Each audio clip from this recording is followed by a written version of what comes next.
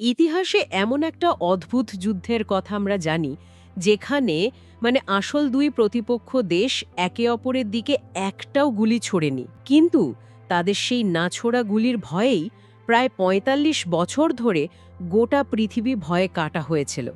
আজ আমরা সেই ছায়া যুদ্ধ অর্থাৎ কোল্ড ওয়ারের গভীরে যাব। ১৯৪৫ থেকে ১৯৯১ এই দীর্ঘ সময়টা জুড়ে যে লড়াইটা চলেছিল সেটা আসলে অস্ত্রের লড়াইয়ের চেয়েও বেশি ছিল দুটো ভিন্ন ধারণার লড়াই। একদিকে আমেরিকার পুঁজিবাদী দুনিয়া, আর অন্যদিকে সোভিয়েত ইউনিয়নের সমাজতান্ত্রিক আদর্শ। দুটা পক্ষই মনে করত পৃথিবীতে টিকে থাকার অধিকার শুধু তাদেরই আছে, একে অপরের অস্তিত্বকেই তারা স্বীকার করতে রাজি ছিল না। আর এই পরিস্থিতিকে কোল্ড ওয়ার বা স্নায়ুযুদ্ধ নামটা প্রথম ব্যবহার করেন আমেরিকান সাংবাদিক ওয়াল্টার লিপম্যান, তাই না? ঠিক, ওয়াল্টার লিপম্যান। এবার আমার মাথায় যে প্রশ্নটা ঘুরছে সেটা হলো, দুই পক্ষই তো পারমাণবিক শক্তিধর, বিশাল সেনাবাহিনী তাদের, তাহলে সরাসরি যুদ্ধ না করে কেন তারা এই ছায়াযুদ্ধ বা প্রক্সি ওয়ারের মতো একটা লম্বা আর জটিল পথ বেছে নিল? এই লড়াইটা কিভাবে আজকের দুনিয়ার চেহারাটা গড়ে দিল? এটাই তো সবচেয়ে গুরুত্বপূর্ণ প্রশ্ন, কারণ এই লড়াইটা কোনো জমি দখলের লড়াই ছিল না।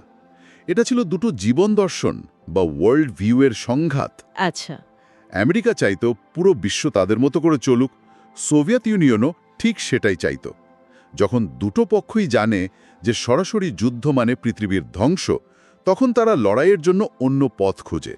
আর সেই পথটাই ছিল স্নায়ুযুদ্ধ, যেখানে সরাসরি আঘাত না করে প্রতিপক্ষকে অর্থনৈতিক, রাজনৈতিক আর আদর্শিকভাবে দুর্বল করে দেওয়ার খেলা চলে। তার মানে খেলাটা শুরু থেকেই ছিল বুদ্ধি আর কৌশলের। তাহলে এই খেলার আনুষ্ঠানিক শুরুটা কোথায়? অনেকেই ৪৭ সালের কথা বলেন, যখন আমেরিকান প্রেসিডেন্ট হ্যারি ট্রুম্যান তার বিখ্যাত ট্রুম্যান ডক্ট্রিন ঘোষণা করেন। হ্যাঁ, ৪৭ সালকে একটা টার্নিং পয়েন্ট বলা যেতে পারে। ট্রুম্যান ডক্ট্রিনে বলা হলো, তুরস্ক আর গ্রিসকে কমিউনিজমের প্রভাব থেকে বাঁচাতে আমেরিকা $৪০ কোটি সাহায্য দেবে। $৪০ কোটি? হ্যাঁ, কিন্তু এটা ছিল ওপরের ঘটনা। এর পিছনের আসল কৌশলটা ছিল আরও গভীর। সেটাকে বলা হয় পলিসি অফ কন্টেইনমেন্ট বা ধারক নীতি। কন্টেইনমেন্ট বা ধারক নীতি মানে আটকে রাখা, ব্যাপারটা ঠিক কী ছিল? মস্কোতে থাকা তৎকালীন আমেরিকান কূটনীতিক জর্জ কেনন এই বুদ্ধিটা দেন। তার যুক্তি ছিল খুব সহজ। কি রকম? সোভিয়েত ইউনিয়নকে হারানো প্রায় অসম্ভব, কিন্তু তাদের প্রভাব একটা নির্দিষ্ট গণ্ডির মধ্যে আটকে রাখা সম্ভব। আর এর জবাবে সোভিয়েতদের কৌশল ছিল, যেখানেই ক্ষমতার শূন্যতা বা পাওয়া ভ্যাকিউম তৈরি হবে সেখানেই নিজেদের প্রভাব বিস্তার করা। বাহ, তার মানে দাবার বোর্ড সাজানো হয়ে গিয়েছিল, এক পক্ষ আরেক পক্ষকে ঘিরে ফেলতে চাইছে। চলুন তো এই দুই খেলোয়াড়ের শক্তিটা একবার দেখে নি। একদিকে আমেরিকার ধনতন্ত্র, আর অন্যদিকে ১৯২২ সালে তৈরি হওয়া সোভিয়েত ইউনিয়নের সমাজতন্ত্র। শক্তির ভারসাম্যটা কেমন ছিল তখন? আমেরিকা ১৯৪৫ সালে অ্যাটম বোম বানিয়ে দুনিয়াকে চমকে দিল, কিন্তু সোভিয়েত ইউনিয়নও বসে থাকেনি। তারা মাত্র ৪ বছরের মাথায় ১৯৪৯ সালেই নিজেদের পারমাণবিক বোমার পরীক্ষা করে শক্তির খেলায় সমতা নিয়ে আসে। আর এই লড়াই তো শুধু বোমা দিয়ে হয়নি, পর্দার আড়ালেও তো অনেক কিছু হচ্ছিল। যেমন ধরুন গোয়েন্দা সংস্থা। ১৯৪৭ সালে আমেরিকা তৈরি করল তাদের বিশ্ববিখ্যাত গোয়েন্দা সংস্থা সিআইএ। এর পাল্টা জবাব দিতে সোভিয়েত ইউনিয়ন ১৯৫৪ সালে তৈরি করল কেজিবিকে। একদিকে সামরিক জোট, আরেকদিকে গুপ্তচর বৃত্তি, সব ক্ষেত্রেই একটা পাল্টা চালের খেলা চলছিল। সামরিক জোটের কথা যখন এলোই, তখন ন্যাটোর কথাও বলতে হয়। ১৯৪৯ সালে আমেরিকা আর পশ্চিম ইউরোপের দেশগুলো মিলে ন্যাটো তৈরি করল। এর জবাবে সোভিয়েত ইউনিয়ন কি করল? সোভিয়েত ইউনিয়নও নিজেদের দল গুছিয়ে নিল। ১৯৫৫ সালে পূর্ব ইউরোপের সমাজতান্ত্রিক দেশগুলোকে নিয়ে তারা তৈরি করল ওয়ারশো প্যাক্ট বা ওয়ারশো চুক্তি। এমনকি নৌশক্তির ক্ষেত্রেও আমেরিকার সপ্তম নৌবহরের বিপরীতে তাদের ছিল রেড ফ্লিট, অর্থাৎ জমিন, আকাশ, সমুদ্র, গোয়েন্দা জগৎ, সব জায়গায় দুই পক্ষ একে অপরের মুখোমুখি দাঁড়িয়ে গিয়েছিল। তার মানে এটা শুধু অস্ত্রের লড়াই ছিল না, টাকারও লড়াই ছিল। এখানেই তো সম্ভবত মার্শাল প্ল্যানের কথা আসে, তাই না? দুটো পক্ষই বুঝেছিল যুদ্ধবিধ্বস্ত দেশগুলোকে টাকা দিয়ে সাহায্য করতে পারলেই তাদের নিজেদের দলে টানা সহজ হবে। 1947 সালে আমেরিকান পররাষ্ট্রমন্ত্রী জর্জ মার্শাল এক বিশাল পরিকল্পনা ঘোষণা করলেন। যা মার্শাল প্ল্যান নামে পরিচিত। হ্যাঁ, দ্বিতীয় বিশ্বযুদ্ধে ধ্বংস হয়ে যাওয়া ইউরোপকে নতুন করে গড়ে তোলার জন্য প্রায় $12 বিলিয়ন সাহায্য দেওয়া হলো।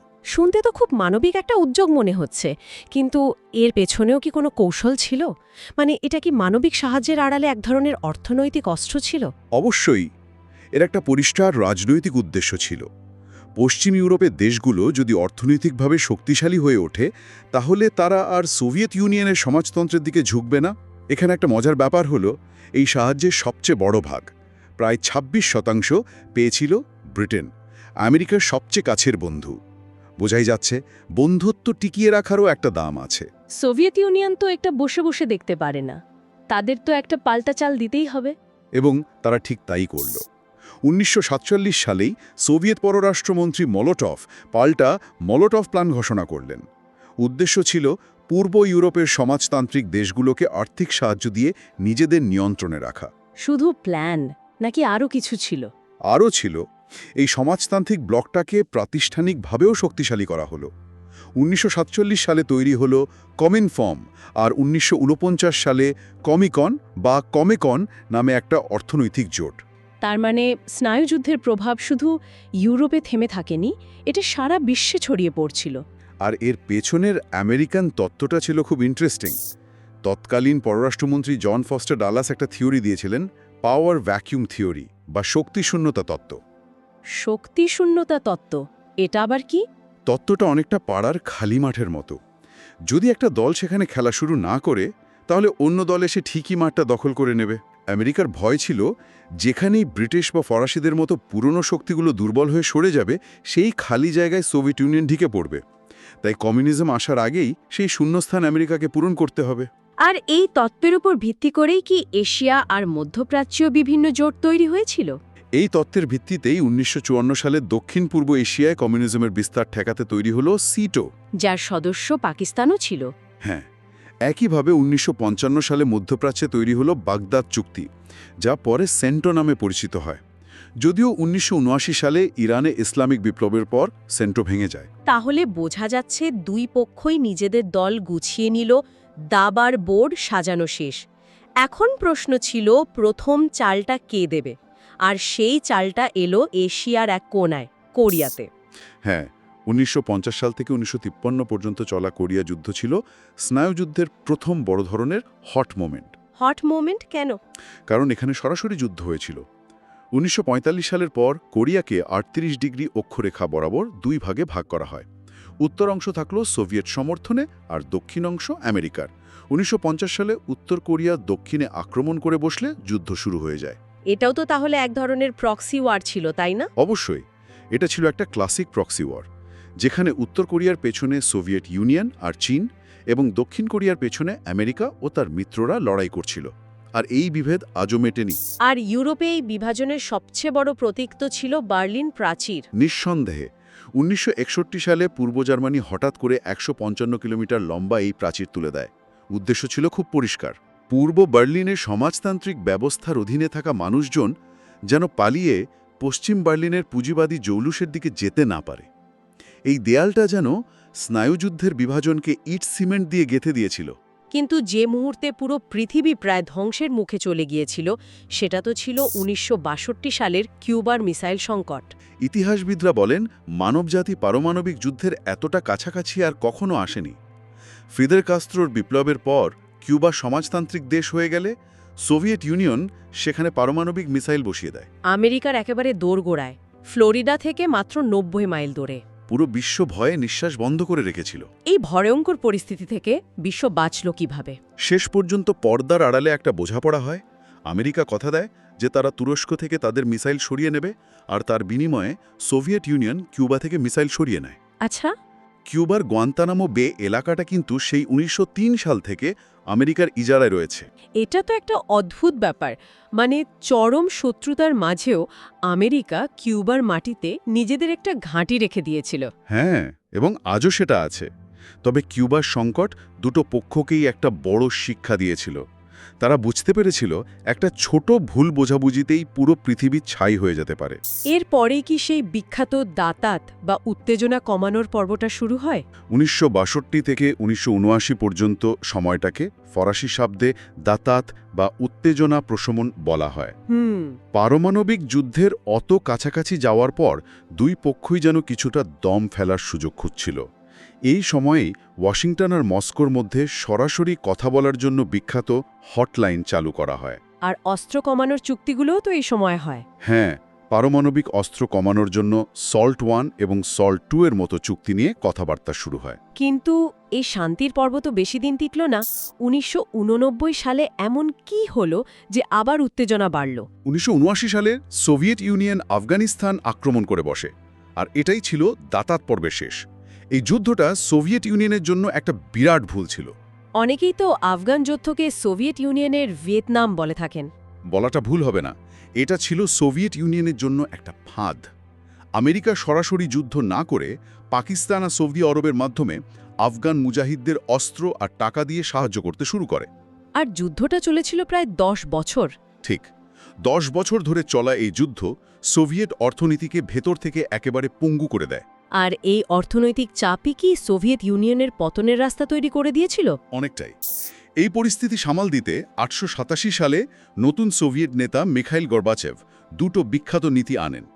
গ্লাজনাস্তা মানে খোলামেলা আলোচনা, আর পেরেস্ত্রয়িকা মানে অর্থনৈতিক পুনর্গঠন। হ্যাঁ, কিন্তু এই সংস্কারগুলো তো মনে হয় উল্টো ফল দিয়েছিল। ফল হয়েছিল একেবারে উল্টো। গর্বাচেভ ভেবেছিলেন কিছুটা ছাড় দিলে হয়তো সিস্টেমটা বেঁচে যাবে, কিন্তু তিনি যেই জানালাটা একটুখানি খুলে দিলেন অমনি স্বাধীনতার দমকা হাওয়া পুরো দরজাটাই ভেঙে ফেলল। মানে ভেতরের প্রজাতন্ত্রগুলো স্বাধীন হতে চাইল আরও জোরালোভাবে। শেষ পর্যন্ত 1989 সালে মাল্টা সম্মেলনে American president George Bush senior এবং গর্বাচেভ আনুষ্ঠানিকভাবে স্নায়ুযুদ্ধের সমাপ্তি ঘোষণা করেন।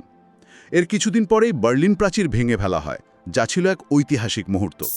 আর এর চূড়ান্ত পরিণতি ঘটল 1991 সালে, যখন সোভিয়েত ইউনিয়ন নিজেই ভেঙে গেল। 1991 সালে সোভিয়েত ইউনিয়ন ভেঙে 15টা স্বাধীন দেশের জন্ম হল। রাষ্ট্রবিজ্ঞানী ফ্রান্সিস ফুকুয়ামা এই ঘটনাকে দ্য এন্ড অফ হিস্ট্রি বা ইতিহাসের সমাপ্তি বলে আখ্যা দিয়েছিলেন। তার যুক্তি ছিল সমাজতন্ত্রের পতনের মাধ্যমে উদারনৈতিক গণতন্ত্রের চূড়ান্ত বিজয় হয়েছে এবং মানবজাতির আইডিওলজিক্যাল লড়াই এখানেই শেষ। সোভিয়েত ইউনিয়ন তো ভেঙে গেল, কিন্তু তার জায়গায় কি তৈরি হলো? ওয়ারশো চুক্তিরই বা কি হলো? ওয়ারশো চুক্তি 1991 সালেই বিলুপ্ত হয়ে যায়। সোভিয়েত ইউনিয়নের উত্তরাধিকারী দেশগুলোকে নিয়ে তৈরি হয় সিআইএস বা কমনওয়েলথ অফ ইন্ডিপেন্ডেন্ট স্টেটস, আর পরে একটি সামরিক জোট সিএসটিও। কিন্তু ন্যাটো আগের মতোই রয়ে গেছে, বরং আরও শক্তিশালী হয়েছে। ঠিক। তার মানে স্নায়ুযুদ্ধ হয়তো আনুষ্ঠানিকভাবে শেষ হয়েছে, কিন্তু এর রেশ আজও বিশ্ব রাজনীতিতে রয়ে গেছে। যেমন ন্যাটোর সঙ্গে রাশিয়ার আজকের দ্বন্দ্ব বা উত্তর কোরিয়ার পারমাণবিক কর্মসূচি, এই সব কিছুই তো সেই ৪৫ বছরের ছায়াযুদ্ধেরই প্রতিধ্বনি।